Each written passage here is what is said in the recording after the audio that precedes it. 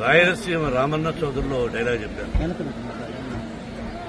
నిన్న జరిగింది మర్చిపోను, నేడు జరగాల్సింది వాయిదా వేయను, రేపటి గురించి ఆలోచించను అని.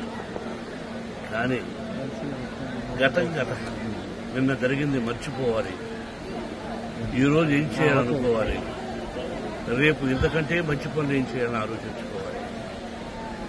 సంక్రాంతి శుభాకాంక్షలు.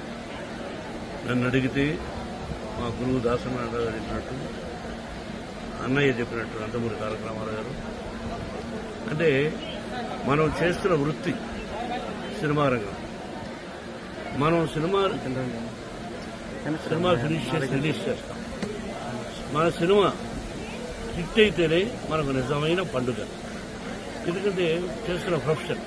అలాగే ఇక్కడ సంక్రాంతి అంటే రైతు భారతదేశానికి వెన్నెముక. రైతు బాగుంటేనే మన ఉదరం బాగుంటుంది. ఇంతకుముందు స్టూడెంట్స్ అక్కడ సెలబ్రేట్ చేస్తూ ఒక దోశని వడ్ల గింజలు ఇచ్చారు.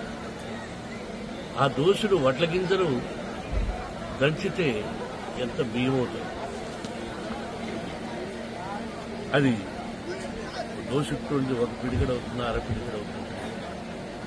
అది ఒక మనిషిని బ్రతికిస్తుంది. దాని వెనకాన రైతు కష్టం ఒక్కసారి పేపర్ మీద వేసుకుంటే గంట చెప్పాలి.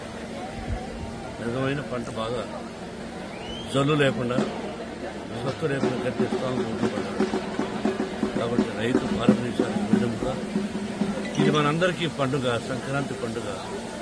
సంక్రాంతి లక్ష్మి అందరి ఇళ్లలోకి వచ్చి అందరూ సుఖ సంతోషాలతో సౌభాగ్యంగా 100 సంవత్సరాలు క్షేమంగా ఉండాలని, కరువు కాటకాలు రాకూడదని ఆ షిరిడి సాయినాథని ప్రకృతిని